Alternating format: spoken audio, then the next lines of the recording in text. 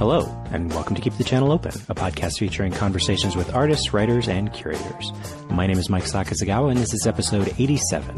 Today's guest is David Bowles. Hello, everyone. Welcome to the show. As you just heard, today's guest is writer David Bowles. David Bowles is a Mexican-American author from South Texas, where he teaches at the University of Texas Rio Grande Valley.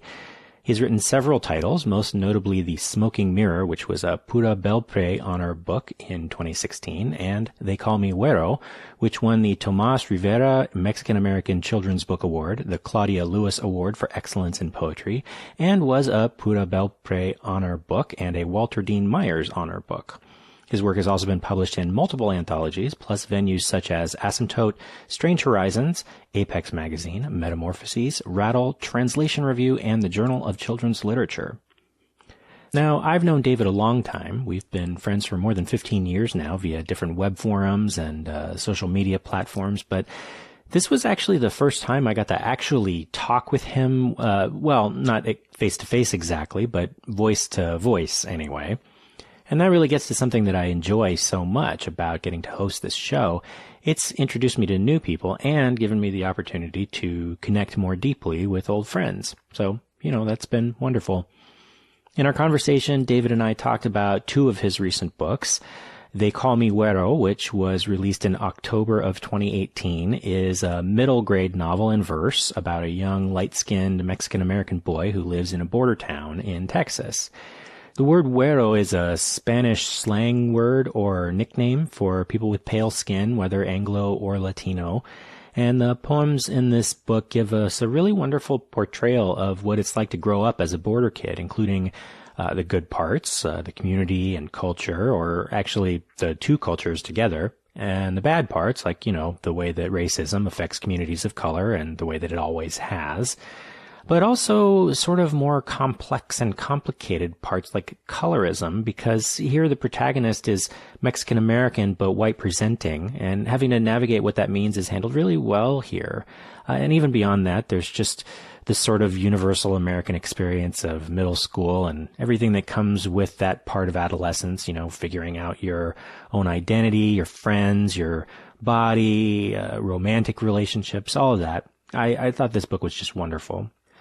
Then we also talked about David's book, Feathered Serpent, Dark Heart of Sky, which is a collection of the myths and legends of pre-colonial Mexico. And what David does here is bring together the sort of common threads of many different cultures and ethnic groups from Mesoamerica, including the Maya, the Toltec, the Mixtec, the Aztec, and others. He takes all of these different stories and traditions and weaves them together to create sort of a unified mythic history of Mexico. Reading these stories was, to me, a lot like reading the Greek or Norse myths that I was obsessed with as a kid, and then those provided a lot of the backbone that got me interested in reading stuff like J.R.R. Tolkien's Silmarillion. And reading this brought me right back to that same feeling I had reading the more familiar legends and myths back then. And that sort of gets to the point of it, right? Because the fact that I'd be more familiar with the myths of Europe than the myths of North America is pretty striking, I think. And I really appreciate the project of this book in not just preserving these stories, but in helping to bring them to a wider audience, including Mexican Americans and non-Mexican Americans. I've included links to both of these books in the show notes, and I do highly recommend picking up a copy for yourself. Now, David was also kind enough to add a new bonus reading to our Patreon archive. He read the first chapter of his middle-grade fantasy novel, A Kingdom Beneath the Waves, which is the second book in his Garza Twins series. It's a really fun excerpt that has me looking forward to getting these books for my own kids. The reading joins readings from novelists, poets, and essayists, including Lydia Kiesling, Nicole Chung, Shivani Ramlochan, Rachel Lyon, Franny Choi, and more.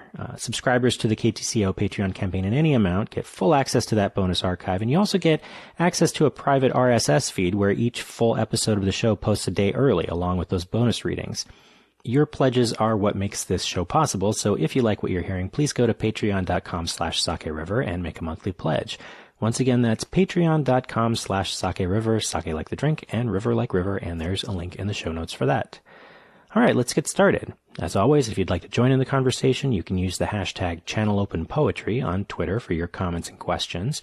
And now here's my conversation with David Bowles.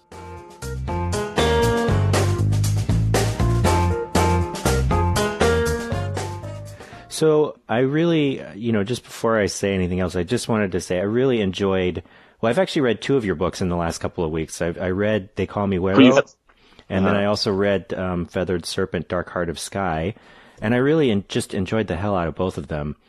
So I'm glad you did. Makes me very happy. Yeah, I was wondering if we could start with maybe a poem?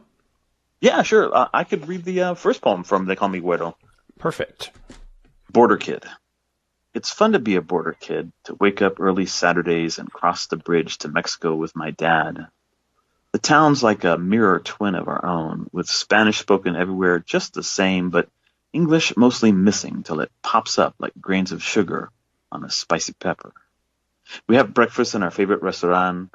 Dad sips café de olla while I drink chocolate. Then we walk down uneven sidewalks, chatting with strangers and friends in both languages. Later, we load our car with Mexican cokes and Joya, avocados and cheese, tasty reminders of our roots. Waiting in line at the bridge, though, my smile fades.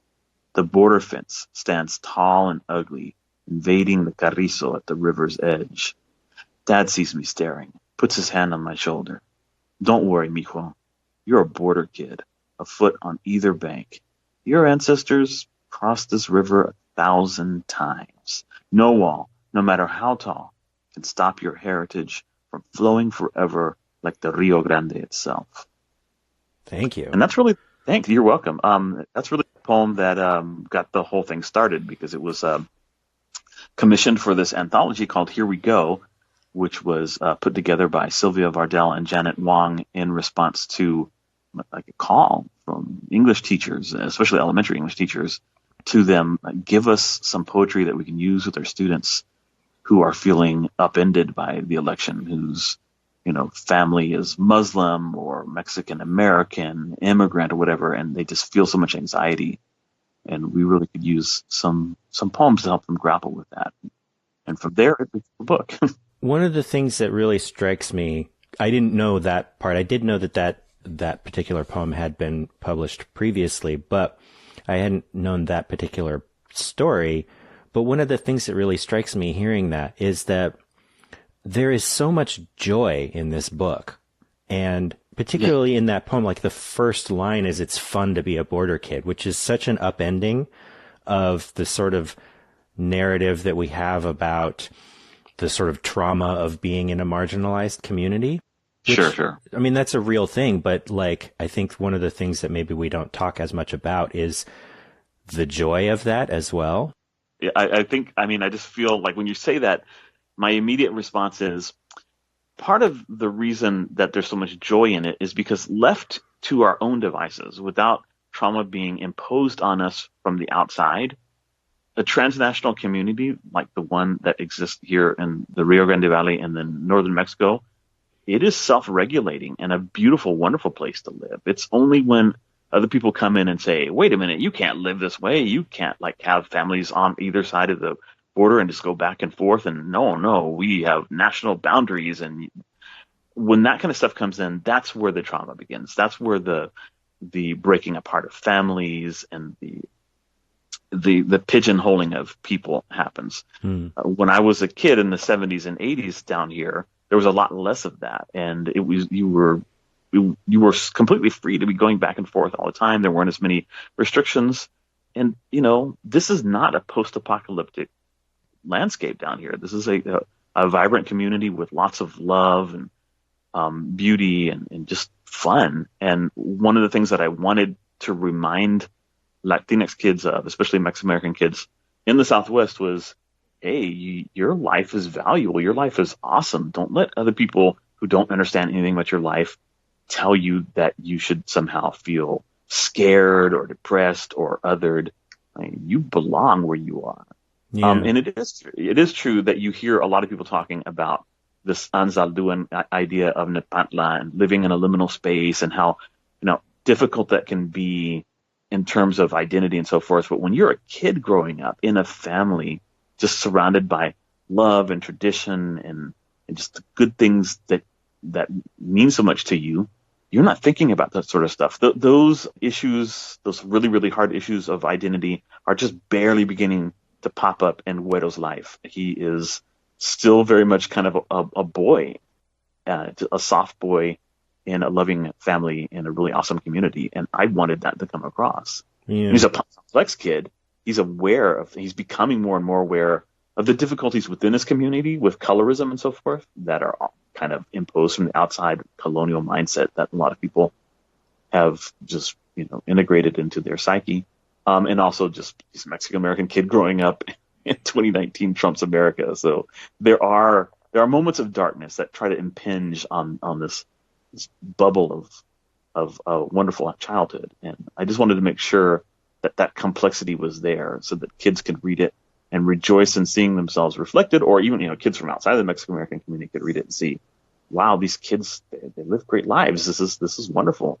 Yeah. While at the same time saying, hey, but there are these issues, and they're not issues that Güero's family is creating, but there are issues that Güero's family has to grapple with. Yeah. I mean, I think you saw me say this, I said it in a couple different places online, but just that when I was reading it, the thing that really struck me that I kept thinking over and over again is I wish that I had had a book like this about my community when I was a kid. And yeah, me too. Yeah.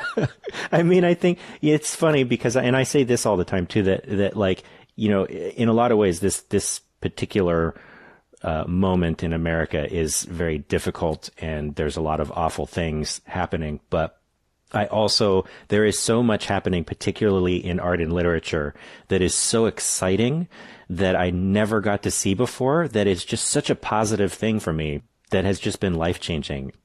And I think, books like this that I really never would have seen a book like this when I was a kid. I'm a little bit younger than you, but like I grew up in the 80s and there just weren't books like this back then, No, not at all. And I mean, when I was in elementary school here in McAllen, Texas, I went to Ben Milam Elementary. The only book that we read that had any semblance of Latinx representation, what we would call at the time we would have called Hispanic representation, was Ferdinand the Bull, and that is so freaking depressing.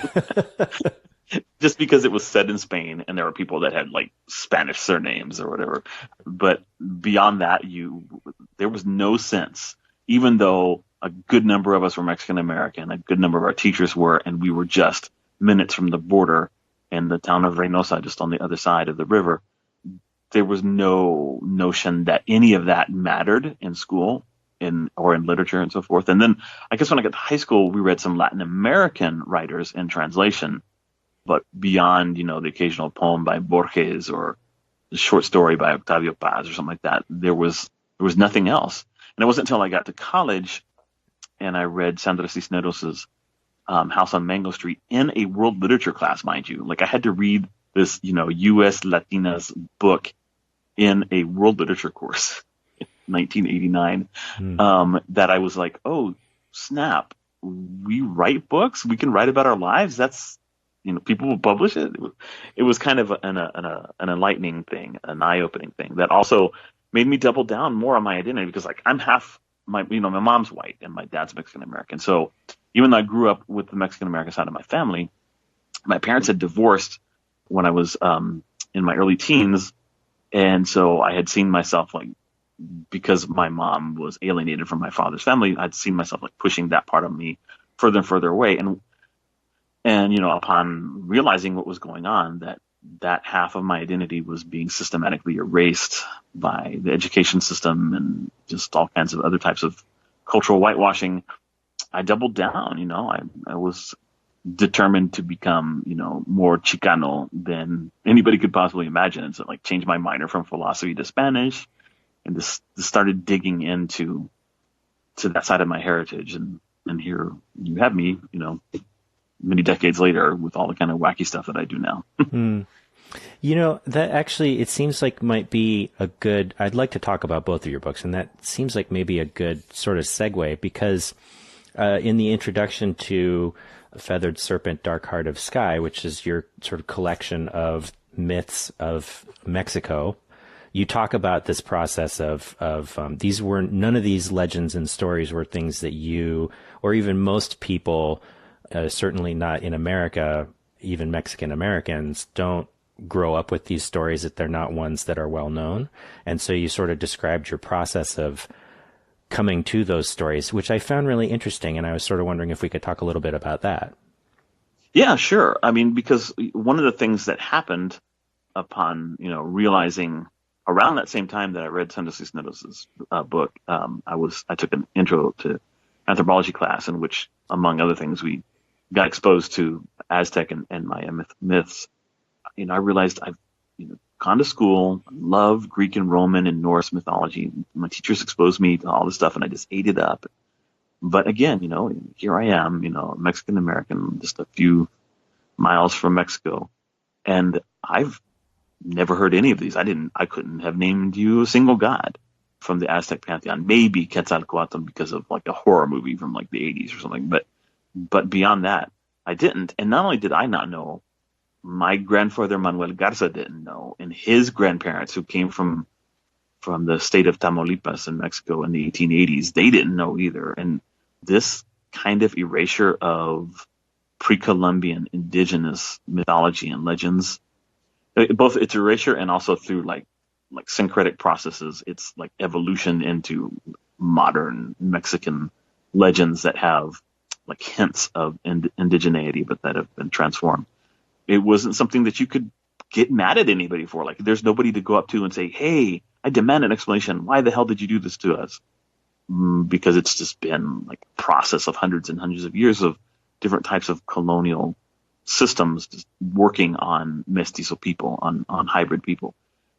And so I wanted to start digging into like what the roots of the legends that I had grown up hearing. So, we do have stories that you've probably heard there in Southern California, stories of like La Llorona and lechuzas, like witch owls, and all these other really, creepy, cool Mexican creatures. And that was the path that took me into the past, into colonial Mexico and New Spain, and trying, tracing the roots of these stories until I, came up against Mesoamerica and started reading as much as I could.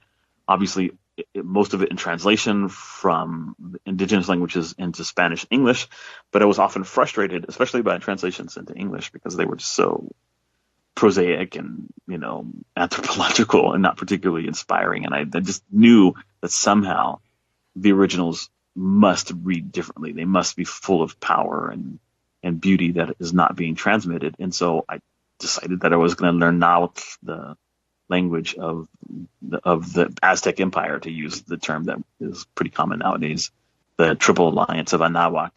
And there's, living in South Texas in the 90s and early 2000s, it wasn't like there was a place that I could go, your handy school for learning Nahuatl and other indigenous languages. No.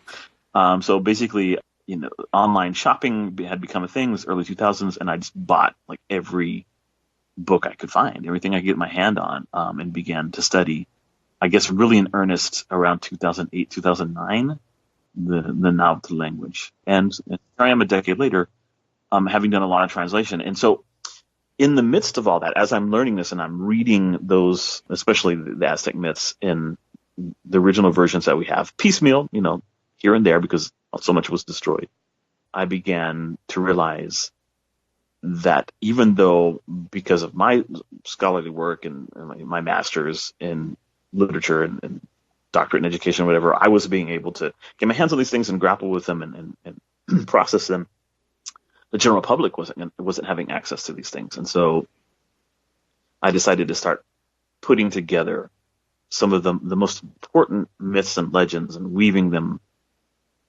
around the fulcrum of like chaos and order, which is at the heart of Mesoamerican philosophy.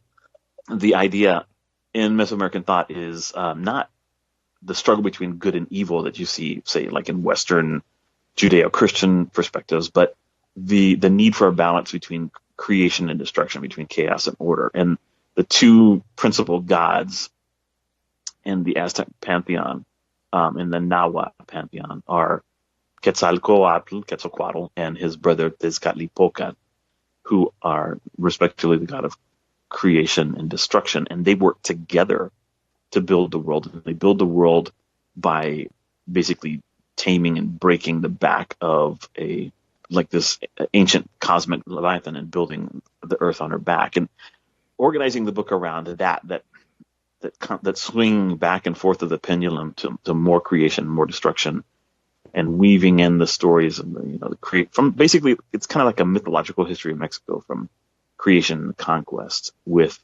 those two brothers and their struggle to make the world the way they believe it should be, as like the fulcrum, the centerpiece. And that's it. And one of the things that I had to do as I was putting this together was to focus or to come to grips with the fact that this is a real downer of a story. It's a real bummer. It ends with the decimation of the indigenous people of Mexico and, the imposition of European culture. So I decided, as a counterpoint to that, to do these convocations at the beginning of each one of these like little pods of stories, because they're grouped together in pods. And the convocation is like directed at Mexican Americans, their allies and so forth, and saying, hey, let's come together. Let's talk about these stories. Let's retell them and reintegrate them into our lives and so forth. And so that I'm tracing also the rise of the Mexican and Mexican American people as I also face the decline of Mesoamerica. It's a difficult balance to strike, but otherwise it can be a really harrowing thing if there's not some kind of hope. And I just really am a big believer in injecting hope into things. It's a dark and depressing story, the conquest, but in the midst of all that, something else is born, and it's kind of illustrative of that back and forth between chaos and order that was at the heart of Mesoamerican thought. And I think it's one of the reasons that when the Triple Alliance and the Aztec Empire realized what was happening, they were able to see it as the will of the gods, because it just felt inevitable. Not inevitable in the sense that you hear people sometimes who are not as educated about this kind of stuff. It's not like Moctezuma saw Cortez as a reincarnation of Quetzalcoatl, and he bent his knee to him. It's nothing as simplistic as that, but it is this notion of the world has been destroyed and recreated multiple times before. Who are we to gainsay the gods if Tezcatlipoca, the god of chaos, has decided that it's time to break us? Then we will be broken, but we will arise again from the ashes. So it's there's a bit of hope in the midst of that despair that comes from that philosophy. One of the things that strikes me, I didn't realize that it was relatively recently that I mean 10 years is not that recent, I guess, but it's not that long ago either that I've only been studying Nahuatl for 10 years. And it doesn't come across when I explain it like that, because I'm not putting dates and things like that. So when you read the introduction to Feathered Serpent, it's, I'm just talking about it in the broadest of terms. And yes, it would be easy to not know the specifics from that. Sure. But, one of the things that, to me, that I think is interesting is, and I think it sort of bears on what you were just talking about, is that is a language that people still speak today, right? Right, sure. I mean, there are about, depending on how you count them, somewhere between like a dozen and a half Nahuatl languages. Many of them quite different from the language that was spoken, or the language that was preserved at the time of the conquest and spoken in the Triple Alliance, and some that are very similar. So like Huasteca Nahuatl, which is probably the one that has the most speakers, spoken by around 1 million people, is pretty similar. About 75% mutual intelligibility with classical Nahuatl, which is what I've been studying for the past decade. I've begun to study now like that modern dialect of Huasteca Nahuatl. Yeah, it's interesting. But the reason that I bring that up is just because I think, like just recently, I was talking with a Native American photographer whose name is Matika Wilbur, and she was talking about how something like they did a poll, and like something like 80% of Americans think that Native people are just extinct. Yeah, So depressing. And, when you talk about this, the story of the conquest, yeah, you're right. It's harrowing and it's horrendous. But I think that there are probably a lot of people in the U.S., and I have no idea how it's seen in Mexico. I doubt it's the same, but at least here, there are a lot of people who probably think of, for example, like the Maya people as just having sort of disappeared and left these ruins, right? And the Aztec people as having been extinguished, whereas really these are people who are still, like, their descendants are still with us. Themselves still are with us. There are, about 2.5 ethnic Nahuas.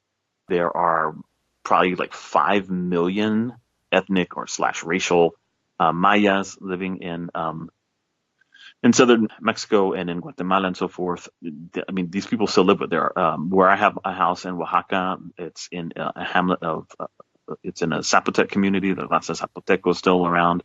There are Purépecha in Michoacán. There's the Tarahumara up in the north. I mean, there are tons of indigenous groups still alive. The vast majority of these people, however, are Catholic, and they are culturally, although there are their communities, some of the communities, especially more remote ones, cling to more traditionally indigenous ways of being. Those have been highly influenced by European perspective, so that when you, for example, compare the culture and beliefs and rituals of Huasteca Nahuas to what was in place, 500 years ago, there is a marked difference. And so we can simultaneously say that the conquest, decimated the indigenous population, which does not mean it eliminated it, and broke indigenous culture, like broke the back of indigeneity in Mexico. And we can also say that those people and their beliefs have survived, but they've not survived intact, if you know what I mean. Like, there's just no way that we can deny the raw wound in their identity. And to this day in Mexico, there is so much discrimination against indigenous people and so much pressure on them to conform and be good Mexicans, good Catholics, and all that kind of stuff.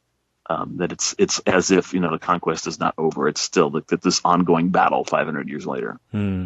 No, but your point is really well taken. The casual American thinks of these cultures as being of the past, and these people as being of the past.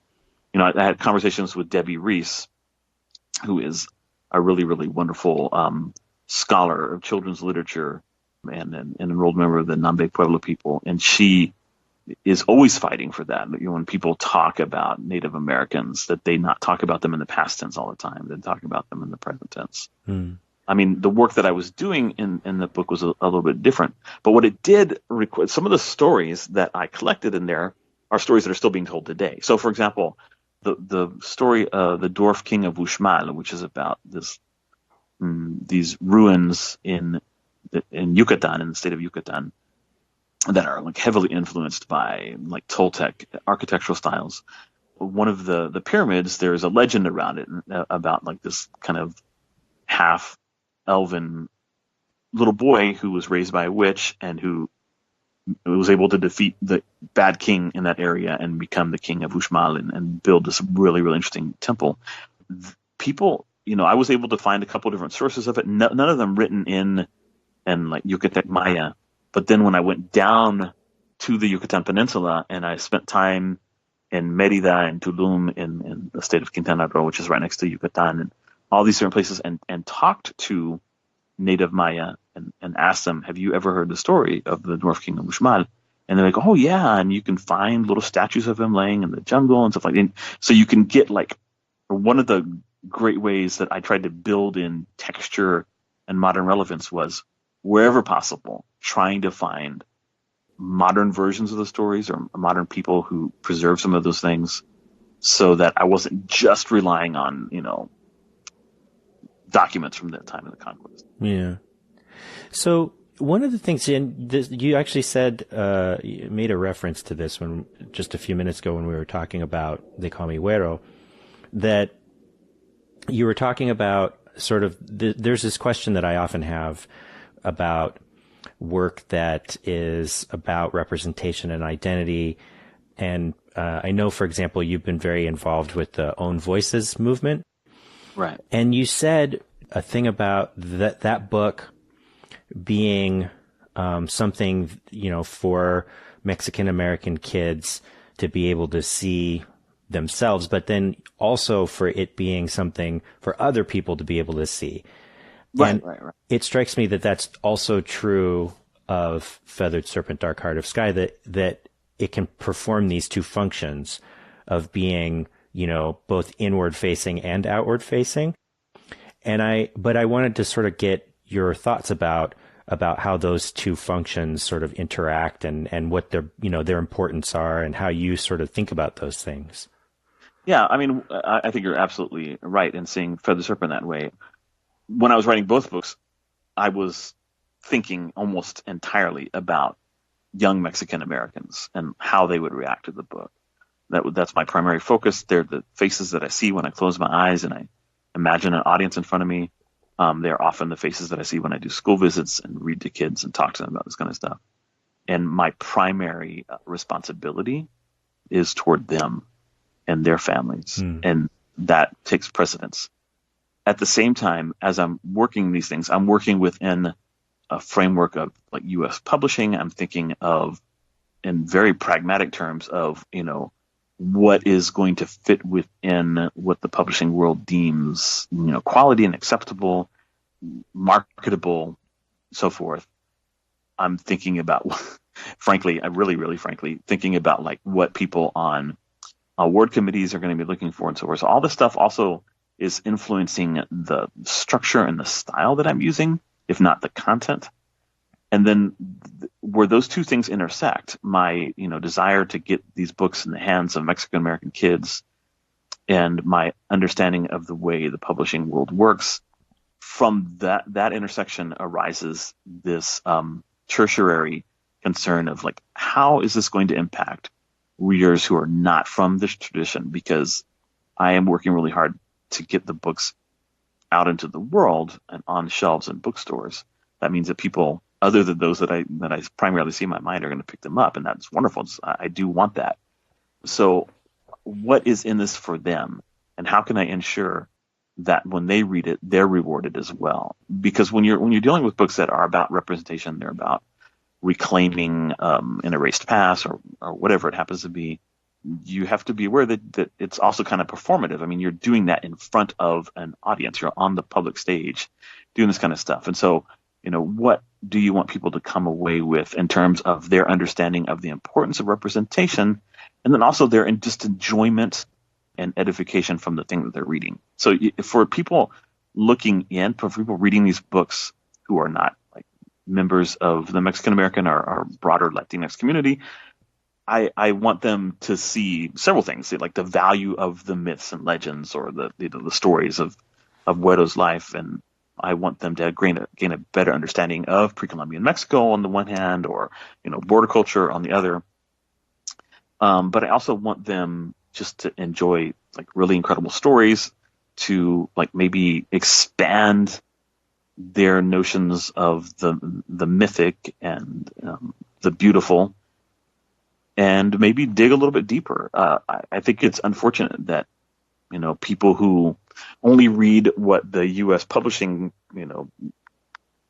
I'm trying to think of a nice word a nice way of putting this, the behemoth of publishing puts out, can sometimes have their views skewed. It's one of the problems that they just exist in publishing is this, when you have people who grew up reading books from the very culture in which they were growing up, they have a very skewed understanding of the world, of quality, and so forth. And so, it complicates the work of somebody who is just really, at the end of the day, trying to create good representation for kids like him. You and I were talking a little while ago about how wonderful it would have been to have these kinds of books when we were children in school. But then your responsibility grows bigger than that, because you become a representative of the culture to people who are not from the culture. You are engaging in like this larger discussion in public venues about the value of this sort of thing, the value of having kids read Aztec and Maya mythology alongside Greek and Roman. That's tacitly an argument that I'm making by creating a book like this. I'm, even if I never say it, I'm saying U.S. education is screwing up by not including these stories, and so I'm going to get them in the hands of people somehow. So it is a really, really complex thing, and I don't have clean answers about it, except that I'm aware of all of it, and that I do my best to keep those three different lines of thought, healthy and contributing to the work that I do. Well, why don't we take a quick little break, and then we can come back and do the second segment. Sounds perfect.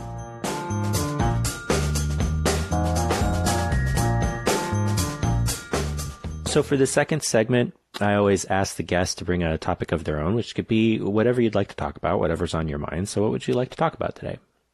Well, I kind of want to talk about like sappy stuff that makes you cry, and that you go after like deliberately because you want to experience that. I mean, I don't know that anybody else on the planet does this, although of course I suspect that they do, but I have always had an affinity for just kind of like schmaltzy stuff that will trigger my emotions in like really obvious and maybe to some people like insultingly simplistic ways. But I really like it. I like to just be made to cry. And usually in like kind of like happy crying ways, not like, oh my God, the world's going to end, everything sucks, I suck, that kind of like somber. I'm not talking about that. In my book, They Call Me Güero, there's a character named Joanna, right? Joanna La Fregona, Joanna Padilla. And she's named after, although she doesn't really have very much in common with my first girlfriend, who was also named Joanna. And I still remember first like date, quote unquote, that I went on was when her father, Jack, drove Joanna and me to the one movie theater that was in town in McAllen in 1983. It's on North 10th Street. I don't even know what it is now. It's like the old building that they've probably turned into a warehouse, something like that. And the movie we went to go see was Susanna Smiles. Now, I don't have any idea whether anybody knows anything about this movie, and I just vaguely remember. But it had something to do with a couple of bumbling kidnappers who kidnapped this girl named Susanna, and Susanna is like really sweet and just a great kid, and it kind of like just transforms them by their being in contact with her. And I just remember realizing about halfway through the movie that I had picked the entirely wrong movie to take a girl to because I couldn't stop crying. It was ridiculous. I just was there crying and like wiping my tears away or whatever. And I'm more than certain that she noticed that I was crying. And it was, but it was so schmaltzy and sickly sweet or whatever.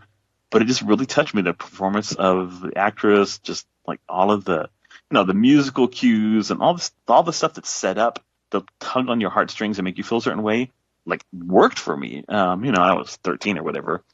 And it, by that time I had kind of realized that I, wasn't like a lot of other boys. I didn't take to my father's attempts to like make me into a man. I didn't want to like go hunting. I didn't want to learn mechanics. I pushed back on a lot of things. I was spending my time reading and thinking and he encouraged all that kind of stuff, but he also got frustrated by what he saw as like a lack of balance in my life. But I was just drawn to that kind of stuff. Just last night, for example, I was watching.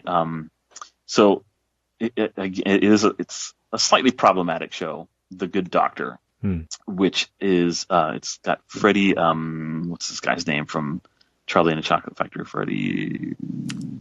Highmore? Yeah, there you go. And he plays an ostensibly autistic resident doctor. And, his performance is interesting and fun. And I don't know that it's, particularly faithful to the way autistic people actually are. There are some things that sometimes feel like a little stereotypical, but he's a compelling character, and it's a compelling ensemble cast. and they have like all kinds of, interesting storylines. And every single episode is got like, those these stories that are about inspiring you, and I don't usually watch that kind of television. I watch a lot of genre television and like horror and all this stuff, but I like to watch this damn show. And every time I watch it, I'm like sobbing at the end of this episode. And like my wife, I watch it alone in my study, and my wife she'll know it's Monday, and she's going, "Oh, you're gonna go have your cry fest, aren't you?" And I'm like, "Shut up!" My wife makes so much fun of me, but in like this sweet, like ribbing kind of way, about the fact that I cry over everything. Well, we were coming back from Mexico yesterday, so I think I had two good cries yesterday, or one of them was stymied by my wife being present. But we were waiting in line to cross the border from Rio Bravo, the town that's right over the border from the town I live in. And it was a long line. It's spring break. There are lots of people going back and forth. And it was going to be about a 15, 20-minute wait. And so she plugged in it was a bunch of like, rock from the 70s. And there was that song, American Pie. And that song, every single time, gets me. It's like the lyrics are so, it's like a perfect song for me. And it just, when I'm reading it and when I'm listening to it and thinking about what he's writing about it, just, I don't know, it like tugs on my heartstrings, and I'm like tears are coming out of my eyes, and I'm telling my wife, did you understand what he just said? And she's like, she'll tell me in Spanish, no, I didn't catch that. What is he saying? And I'm explaining it to her, and do you see how impactful that is? And she goes, well, its impact is lost in translation, David. I'm sorry. She just looks at me like, what are you doing crying in line to cross the border? But I don't know. I cry easily, and I'm not particularly embarrassed by it. I now will sit in the movie theater and cry, and I don't care. It feels good. It feels good to cry. And I don't know whether it's because I let stuff build up inside of me or what, but I've also tried to teach my son. So I've got 3 kids, 2 adult daughters, and then my son who just turned 18, who's a senior in high school. And I've raised him the same way. I mean, I don't think he cries as easily as I do, but he likes also to watch things that like tug on your heartstrings. And we'll watch Steven Universe together, which is not schmaltzy at all. It's like really, really awesome. But it's got a lot of like moving stuff, and it's about, your feelings and things like that. And, I like to see him just revel in his feelings. I think it's healthy and good, and I just wish it were something that more men did. And I don't know. I find it really healthy and useful. Yeah. What do you think about that? No, definitely. It's a pretty regular thing that when I watch Steven Universe with my kids, that they will see me like sniffling and and all of that stuff, because it's a very affecting show.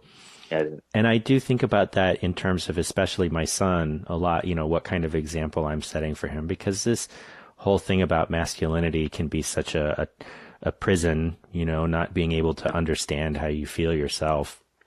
It is funny to me, like, I didn't cry a lot when I was a kid, when I was young.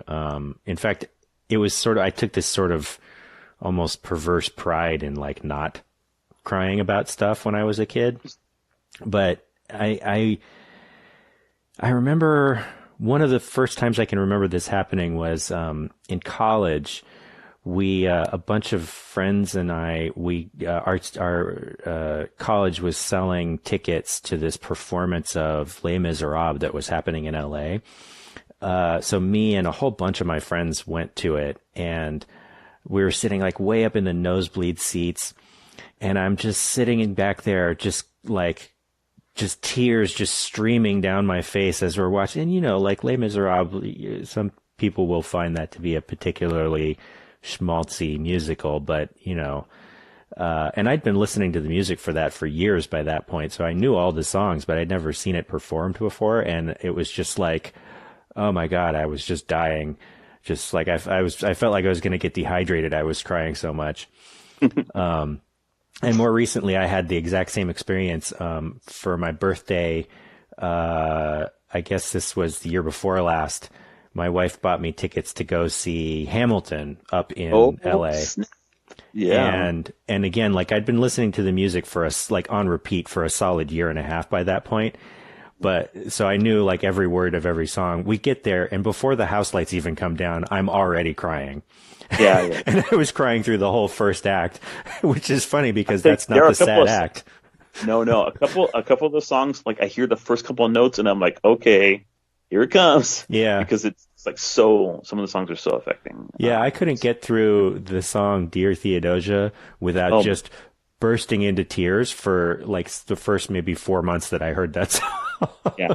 Yeah, no, I agree with you. It's really, really well written and just, there's a reason that we say something that strikes a chord in you. Because it's like something is, something reverberates within you, and that affinity, that touch from the outside is overwhelming. Yeah. Because we don't, you think about it, like we love people so much, our children, our wives, our families, people in our community, but it's very seldom that we get to touch mind to mind with each other. And so when that happens, it's really beautiful. And then when it happens from somebody who you don't even know and something they create allows their mind to touch yours, it's an amazing thing. And to me, I guess that's kind of what it is. And whatever tools they're using, however gimmicky it may be, at the end of the day, like, you've agreed to open yourself up, and they've given you something that resonates in the right way for you. And I mean, that's really special. I'm not down with the tough, gruff guys who are like, yeah, screw that. I'm a guy. I want like horror and violence and da da da da da, and none of this crying stuff. Yeah. And they're like, no, you need to cry. This is I don't know how you can be a complete human being if you're not able to feel joy and sadness, and just more than anything, that feeling of, I'm trying to think of the term in Japanese, that the feeling of that things are ephemeral and that there's beauty because they're fleeting. I just can't think of it right now. But yeah, that ineffable thing about the world, it like moves me. Like seeing other human beings like, doing things that show like how awesome we can be, that also really gets me. Yeah, I got really choked up when we went and saw Captain Marvel a couple times. I got choked up like at the part in the movie where they keep showing these montages of her failing at things, but then there's the part where she's standing up. Oh, yeah, too. I'm like, oh no, yeah, she's standing up. That's right. And I think I even clenched my fist and I said something like, yeah, get up, girl, or something like that. Like, and people around me going, all right. My son and my daughter, of course, knowing how I am, were just like they're down with it. But the other people in the row were like, I don't know that we approve of that expression of emotion from a man. Yeah. Concerned. Oh yeah, no, a great film. I mean, not a perfect film. It starts in a really kind of wobbly kind of way, but once it gets going and once it starts focusing on her and her relationships with other people and stuff like that, it was really winning. I enjoyed it a lot. Yeah. I find sort of this thing that you're saying about this sort of skepticism that people can have of this, especially men can have about emotion. It's something that I reckon with a lot as an artist myself. Like my photographic work, the first series that I like, all my photographic work is really about my emotions, but in particular, my first series is all depictions of my family life, and it's sort of about how I feel about my experience of being a dad. But so, I have a lot of pictures of my children in this series, and one of the things that a lot of times when reviewers will talk to me about my work is that they'll express a certain skepticism about whether or not the pictures are sentimental. And I at the beginning when I was sort of less sure of myself as an artist, I would just sort of like, oh yeah, you're right, I really need to get rid of all the sentimentalism. But as I've grown as an artist, I kind of have started pushing back against that a bit, because I want to know, like, what is it about sentiment, about sentimentality, that we are so afraid of? Like, I guess, like, sure, it might not be novel, it might not be, something that's like fresh exactly, but when we're talking about sentimentality, we're talking about, our experience of family, or even just like seeing like a flower or a rainbow or something. Like, sure, there's a trillion poems out there that are really hacky about flowers and rainbows, but like, the other day I was having a really shitty day, a really crappy morning. It was raining, and then I was driving to work, and I was pissed off because I was like already having a shitty day, and then I was on my way to work, which I didn't want to be doing. And like the clouds just happened to break. I was halfway between my kids' school where I just dropped them off, where we were late, and all of this crap was happening, and my office, and the clouds broke, the sun shone through, and there was this just magnificent double rainbow that was clearer than anything I've ever seen. And I was just like, maybe I couldn't write a poem about this experience that would ever get published, but this is powerful in a way that I don't know that we necessarily, like, why are people so skeptical of that kind of thing, Yeah. And immediately want to say, before you even get a chance, like, no, hackneyed, try it, we've moved on from that. And part of it is, this is going to be a weird thing to get into, but part of it is that when I think about poetry and I think about those kinds of subjects, I think about the fact that people are, what they mean when they say we don't do that anymore is that, white male authors have kind of like already done that, and we've moved on. And which, without like wanting to tie everything into identity, it does kind of erase the ability for people who are not, part of that cultural tradition to say, like, I want to express these sentiments as well. I also your conversation about family makes me think about this thread I had the other day on Twitter about including families, including adults, especially in middle grade books, and the kind of pushback that I've gotten from people, like, this notion that in literature, for it to be like a valid story about young people, it needs to be about their growth as individuals, cut off from adults, and having agency that doesn't actually really exist in the real world thrust upon them. And I just take issue with that. I think that in my children's lives, like, my wife and I are so deeply involved that, any book written about them that left us out of it would be missing a huge chunk of it. Like, we need each other and we love each other. And like, none of us is going to, for example, go off on some kind of interplanetary adventure without the other people coming along and be like, no, you've been summoned to go to a distant planet. Yeah, well, your mom and dad are coming with you, buddy. Right? First of all, like, you're not leaving us on Earth while you go off to another planet. That's not fair. And secondly, like, you need us. You could like barely clean your own room without being told how to do things. You need us with you. So, I mean, I know it's just tangentially related to this notion of sentiment, but I see it as part and parcel. Normal human lives are, deeply caught up with interpersonal relationships and with our families and our communities. I think, especially for people of color in the United States, because we tend to have families that are a little more tightly knit, just on average, I think. I'm not saying that all white people are like independent and they have, they sever family ties at the age of 18. I'm not saying anything. No, but it is like sort that. of like the sort of paradigm, right? That yeah, sure, it is the paradigm. Yeah. And I mean, and so like our stories and our art and our emotions, I think, are all going to reflect that tendency to have tighter knit families and to have our identity a little more contingent on the specifics of our relationship with our family members and the larger community and culture that we're a part of. And so when I see that sort of stuff, that also moves me. See some of these, family or community standing up for them, and or like somebody, like a young person learning who they are by understanding something about their roots, something about, their cultural past, and all that kind of stuff moves me a lot and makes me weepy. Yeah. Yeah. Well, so there's one question that I like to end with, because we're getting pretty close to time, but there is one question that I like to end with, and that is, if there is a piece of art or literature or creativity in some form that you've experienced recently that meant something to you.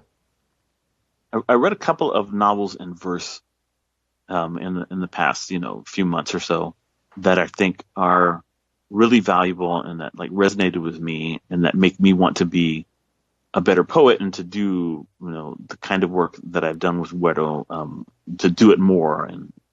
And that's, first of all, The Poet X by Elizabeth Acevedo, which tells the story of a Dominican teenager and like a coming of age story in New York City, and just grappling with what it means to be a woman of color, a curvy woman of color, both within her own community and within like the larger American scene and perspective on women of color, especially women of color who have curves and so forth. And like, how do you find your way? How do you assert yourself as an individual while also wanting to be part of your culture, even though sometimes your culture can be toxic? Because we've had conversations about culture in the past hour that might give the impression that we think that, all of our cultures, there's so much toxicity in every culture. And Lorian Saldúa talked about this. She was like, I will paraphrase her, don't talk shit about Mexican American culture if you're not in it. But those of us who are in it, we need to fight against all the like messed up machismo and other homophobia and other bullshit daily. And that's kind of the way like this book is about that kind of thing. Trying to both be an individual who pushes back against the toxic elements of your culture while simultaneously celebrating your culture.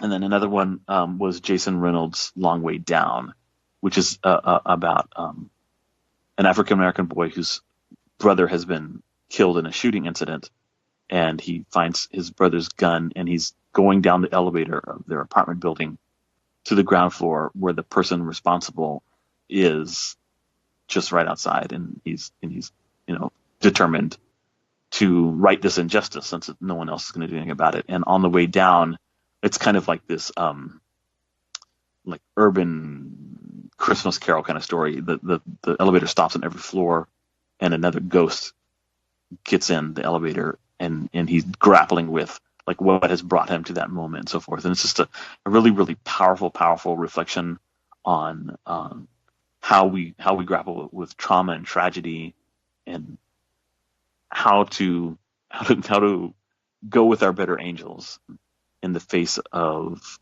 a society that is not going to reward that very much. Just a really, really powerful. Both of those are like young adult novels in verse, and they've moved me and made me feel things, and I really love them. And I think I aspire to be a writer like Jason Reynolds or Elizabeth Acevedo. They did fantastic work, and when I read their poetry and the way they're able to weave individual poems into like this longer narrative, I'm just so blown away and humbled and desirous of learning from them. And they're both younger than I am, and this is one of the things that I think is super important is no matter how accomplished you become, and no matter how old you get, you should always be willing to learn from other people younger and different and quite frankly better than you are. And that sort of humbling of oneself and willingness to learn from others is something that I really, really aspire to. And I mean, I love it when people learn from me and hold me up as like, oh, the wise Dr. Bowles, look at him. I mean, that's all fantastic, but I'm just this dude. I'm just a border kid, just trying to figure it out like everybody else. Yeah. So books like that, great, bring that into relief for me, and that's what I like. Great. Well, thank you so much for talking with me. I really enjoyed our conversation. So did I, Mike. It was so much fun. You take care.